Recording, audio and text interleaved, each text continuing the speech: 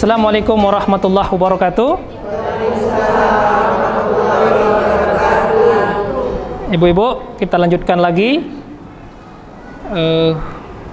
tema kita tentang akhlak mulia di bulan suci Ramadan. Di bulan suci Ramadan ini, Ibu, akhlak itu sangat-sangat dibutuhkan. Ketika kita sedang berpuasa, bisa jadi orang gak senang sama kita, bisa jadi kita gak senang sama orang. Tapi bagaimana kita mengkondisikan orang ini sedang berpuasa juga, sedangkan kita sedang berpuasa juga.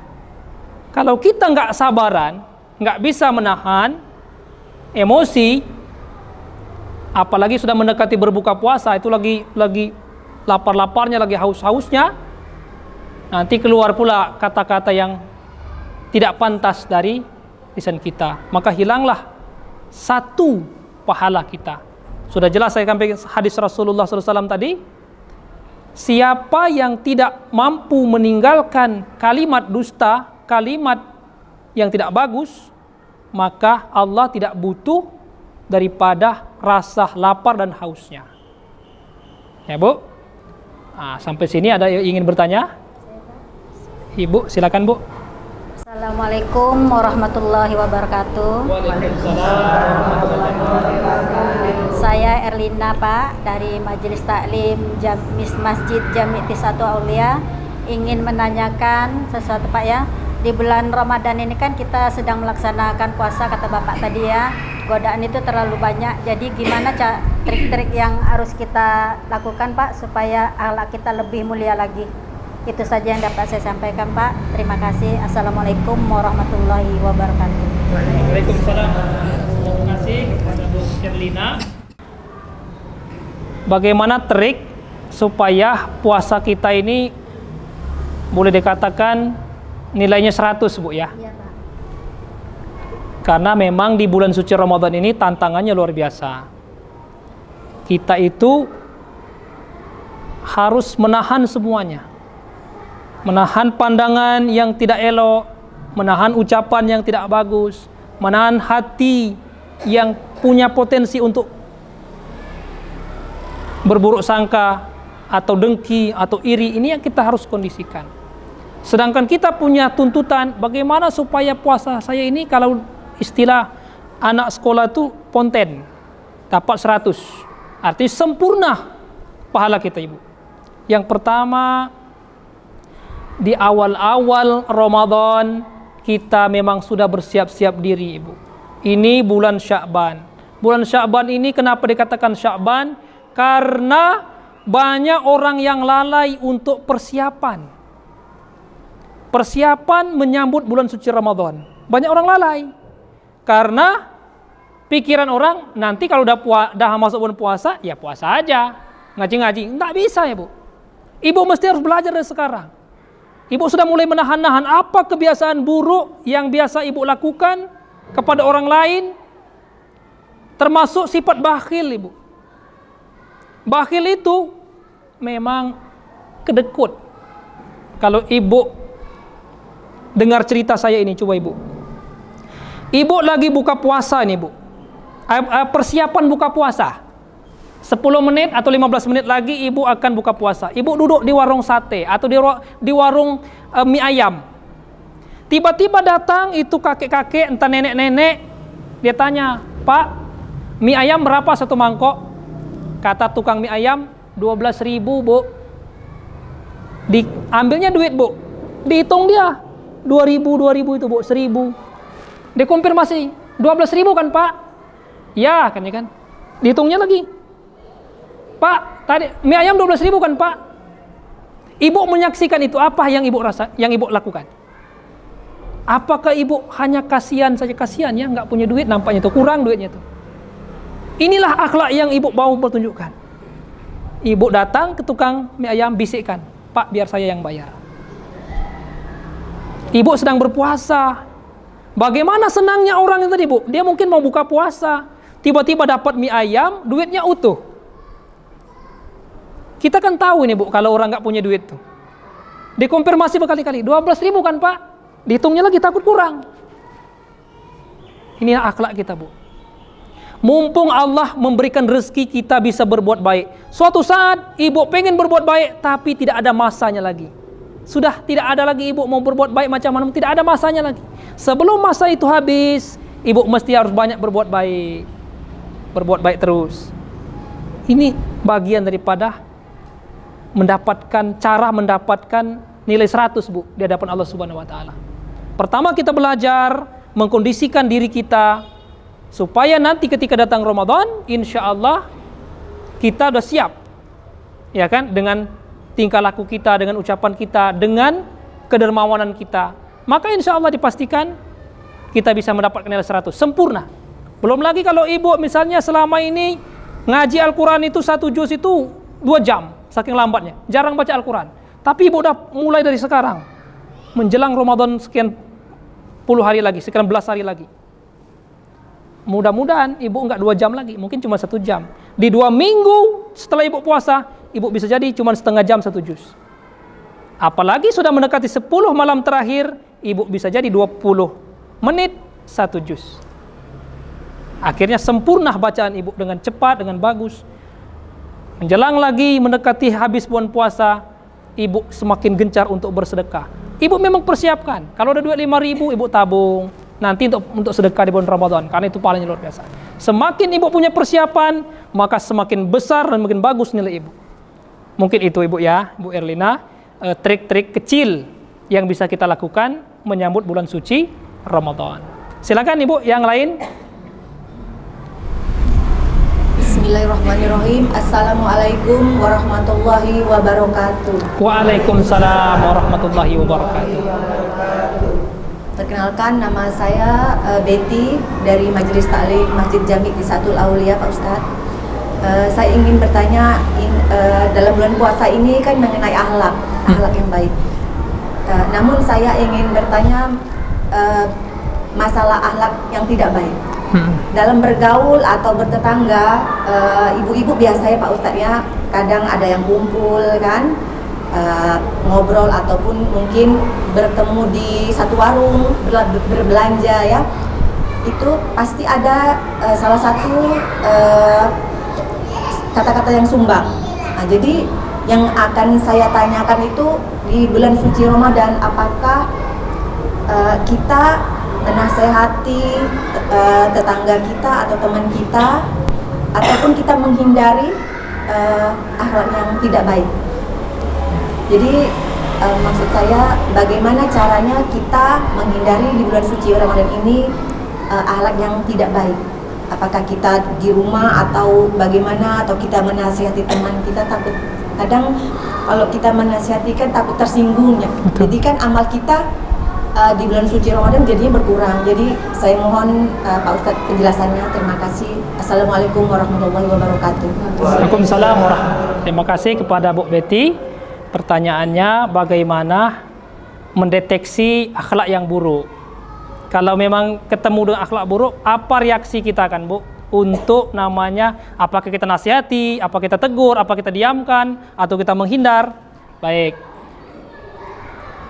Terutama kita itu akan banyak berinteraksi satu dengan orang yang kita kenal dan orang dekat kita, misalnya tetangga, atau orang yang orang bukan tetangga tapi kita kenal, mungkin orang jauh tapi kita kenal. Sebenarnya kita nih, Bu, bisa menilai siapa sih teman-teman kita, siapa sih tetangga-tetangga kita. Disitulah kita bisa memetakan. Kalau ada ketemu daripada akhlak-akhlak yang tidak baik, yang punya potensi untuk merusak ibadah kita, terutama ibadah puasa kita. Satu, kalau ibu mampu memberikan nasihat, berikanlah nasihat. Kalau ibu mampu ya. Dan ingat, jangan pernah menasihati orang di kelayak ramai. Artinya, ada ibu-ibu ngumpul di sini, kita nasihati gini-gini gitu, itu nggak boleh. Karena kata Imam Syafi'i, orang yang memberikan nasihat di tengah-tengah orang ramai itu bukan nasihat, tapi menyudutkan dia, merendahkan dia, melecehkan dia. Kalau kita betul-betul ingin menasihati, maka nasihatlah ketika kita 4 mata saja. Boleh kita sampaikan dengan lemah lembut kalau memang kita mampu untuk menasihati, tapi tidak di khalayak ramai. Dan jika kita tidak mampu menasihati, mungkin kita lebih baik menghindar untuk sementara waktu, Bu. Karena ada kadang-kadang, kalau saya lah sebagai para mubaligh, para ustadz, ada memang ustadz-ustadz itu yang memang senior. Jika namanya manusia, walaupun ustadz ada juga, Bu, yang namanya khilaf, keliru. Ketika kita ingatkan, kadang-kadang kita yang ceramai. Berarti kita nggak mampu untuk memberikan nasihat. Mungkin kita menghindar dulu agar ibadah kita tidak rusak. Dan yang terakhir mungkin akhlak yang tidak baik itu kebalikan daripada akhlak mahmudah. Akhlak mahmudah itu ada akhlak yang terpuji. Akhlak yang tidak baik itu bukan hanya kita yang tidak suka, semua orang akan mencela. Dan di situ saya bilang tadi, bagaimana kalau bisa kita tidak ikut campur di situ. Misalnya kalau kita pergi ke warung, di situ ngumpul-ngumpul, apa tujuan kita pergi ke warung? Kalau belanja seperlunya, lalu kita pergi izin cepat. Kalau kita beli sayur, kita beli, kita pergi. Atau kita pura-pura nggak dengar dulu. Ya kan, Bu? Orang riba lagi nih, kita beli aja, pilih aja, kita fokus. Itu ibu-ibu saya buru-buru. Alasan kita. Karena kalau semua orang seperti itu, Ibu, insya Allah kita tidak akan ketemu dengan namanya keburukan-keburukan itu. Meskipun sebenarnya keburukan kita itu terus ada, karena kita akan digoda oleh syaitan. Setan nggak mau kita dapat nilai 100 tadi, Bu. Mana mau setan kita dapat nilai 100 puasa kita. Dia akan rusak. Dia akan rusak bagaimana puasa kita itu hanya dapat haus dan lapar saja.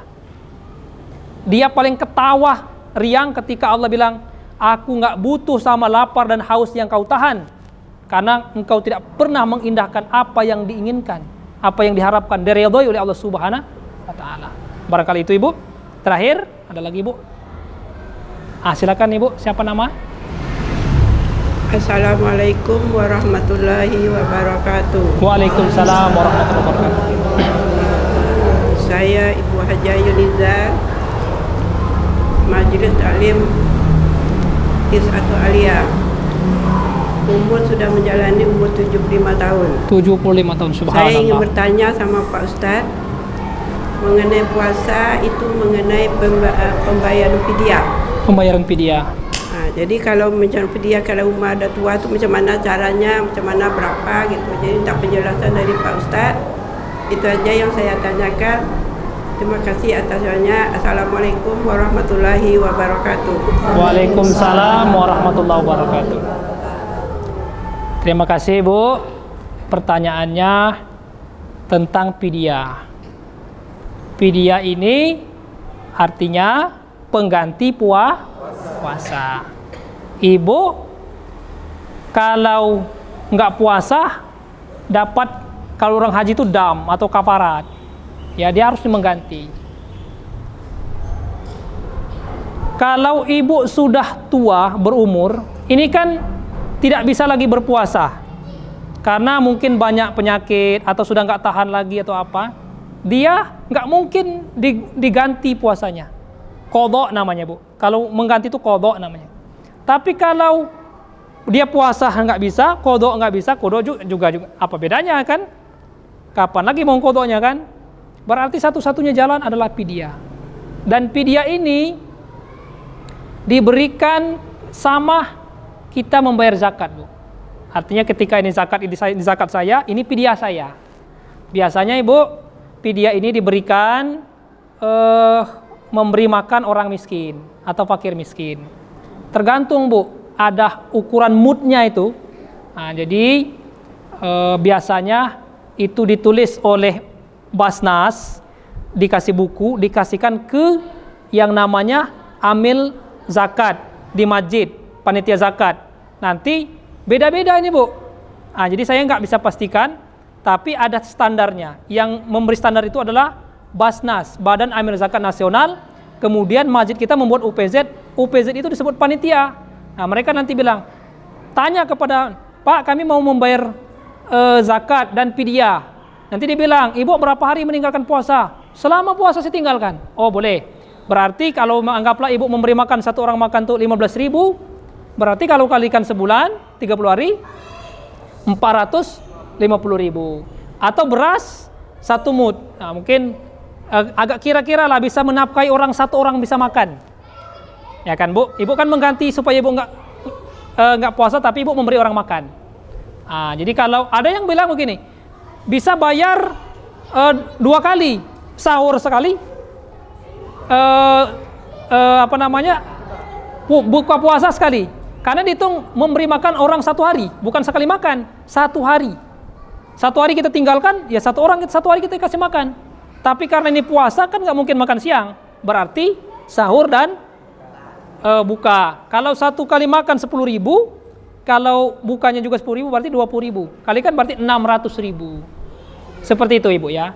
Nanti karena beda-beda masjid nanti mungkin ibu bisa tanyakan langsung ke panitia zakatnya. Tapi gambarannya nggak akan lari daripada itu ibu. Tinggal beda-beda sedikit aja. Karena setiap masjid punya kebijakan. Kami pokoknya fidyah ditetapkan sekian. Oh boleh. Gitu ibu ya. Jadi ibu nggak usah khawatir, jangan dipaksakan. Kita kalau haji nggak punya duit, boleh kita tinggalkan. Karena haji harus mampu fisik maupun finansial, ada duit. Kalau puasa kita nggak mampu, boleh kita tinggalkan. Mungkin karena sakit, mungkin dalam keadaan haid, atau nifas, atau mungkin dalam perjalanan, boleh kita tinggalkan, nanti akan diganti. Atau kalau nggak mampu mengganti, bayar fidyah. Kalau zakat kita nggak mampu, boleh kita tinggalkan. Kita bukan muzaki, tapi mustahik. Muzaki orang yang membayar zakat, mustahik orang yang menerima zakat. Karena kita fakir miskin, nggak mampu bayar zakat, kita boleh tinggalkan. Tapi kalau sholat bu, mau miskin, mau sakit, mau dalam perjalanan, tetap kita harus sholat, nggak boleh tinggalkan, kecuali haid dan nifas. Dan itu nggak perlu dikodok, karena itu memang spesial keuntungan untuk ibu-ibu yang ditinggikan derajatnya 3 tingkat di atas ayah. Baik ibu, terima kasih. Inilah yang dapat kami sampaikan. Mudah-mudahan bermanfaat. Mudah-mudahan ibu semakin cerdas, semakin berwawasan luas. Dan tentu kita mengucapkan ucapan terima kasih yang sebesar-besarnya kepada Pikom Channel yang telah memfasilitasi kita untuk mengadakan pengajian daripada jamaah dan ustadz. Pada bulan suci Ramadan yang penuh dengan kemuliaan ini, kita berdoa kepada Allah Subhanahu wa taala agar kita mendapatkan nilai sempurna, atau dalam bahasanya itu mumtaz. Mumtaz itu artinya sempurna. Jadi kita menjalani puasa ini di bulan suci yang penuh kemuliaan ini tidak sia-sia. Lapar kita ada harganya, haus kita ada harganya, sedekah kita ada harganya, dan semua amal ibadah kita, bangun malam kita, sholat tarawih kita ada harganya, ada nilainya, tidak sia-sia. Dan disitulah nanti kita berhak mendapatkan minal aidin wal faizin. Mohon maaf lahir dan batin. Minal aidin itu artinya kembali kepada suci, artinya kembali kepada fitrah manusia, seperti bayi yang baru dilahirkan, tidak ada dosa, dosanya sudah diampunkan semua. Ramadan itu adalah rimat, artinya panas, ditambah alif dan nun, Ramadan, maka disitulah disebut dengan panasnya berkali lipat, saking panasnya membakar dosa-dosa kita ibu. Yang dulu-dulu yang berkarat-karat itu dibakar. Disitulah kita beruntung sebagai umat Islam. Allah mengampuni semua dosa kita dan menjadikan kita suci kembali. Terima kasih. Dan saya sebagai pengisi daripada materi pada kesempatan yang mulia ini mengucapkan selamat menjalankan ibadah puasa 1446 Hijriah. Assalamualaikum warahmatullahi wabarakatuh.